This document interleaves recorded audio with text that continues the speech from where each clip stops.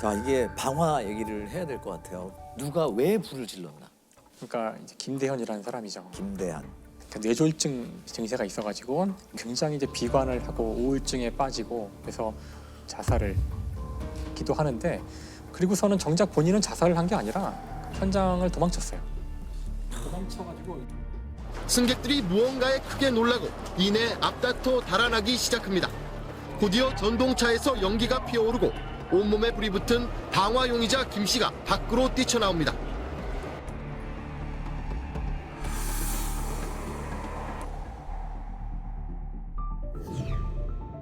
병원에 있었는데 그때 같은 칸에서 방화하는 거를 지켜보았던 한 사람이 죄송합니다.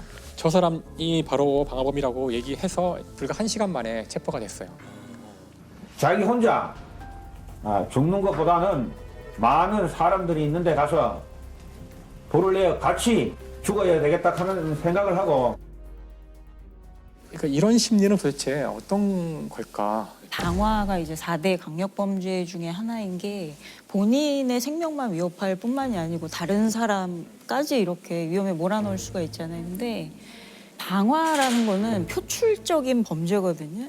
평소에는 사실은 굉장히 억눌려 왔다거나 소심하다거나 그러니까 사회에 불만이 많았지만 그거를 표출해오지 못했던 사람들이 불을 지름으로써 쾌감을 느끼는 그 현장을 보고 있을 확률도 되게 그래서 그걸 지켜보고 있다는 거예요. 아마 그래서 본인의 생명이 이제 위협받는다고 판단했을 때 그 현장을 떠났을 거라고 생각해요. 저번에 여관에서 신병을 비관한 마포에서. 거기서 이제 불을 지르고 자기는 그게 그 순간이니까 또 너무 무서운 거예요.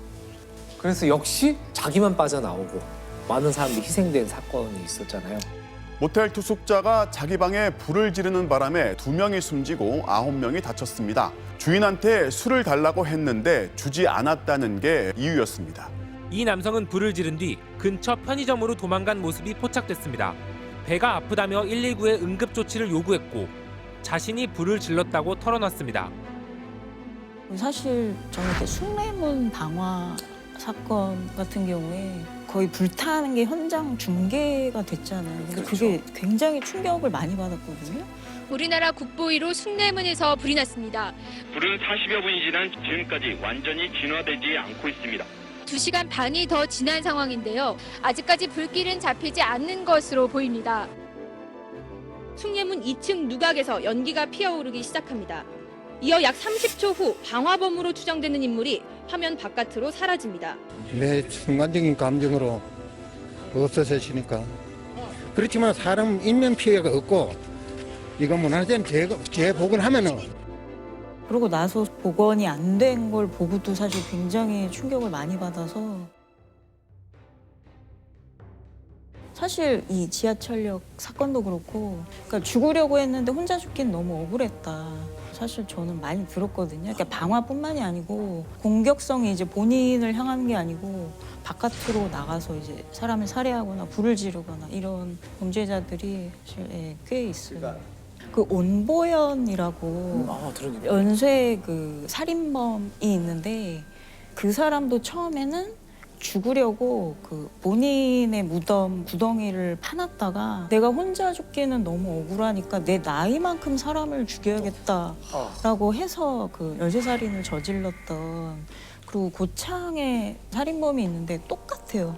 범인 온보현은 이번 범행을 저지른 이유가 사는 게 힘들어 죽으려고 했기 때문이라고 말했습니다. 하지만 오는 엉뚱하게 부녀자 2명을 살해하고 자신은 태연히 경찰에 자수했습니다.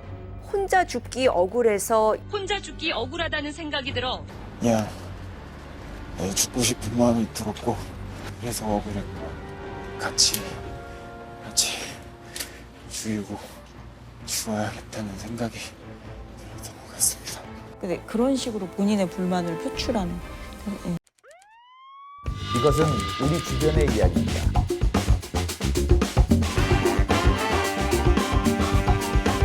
알쓸 범잡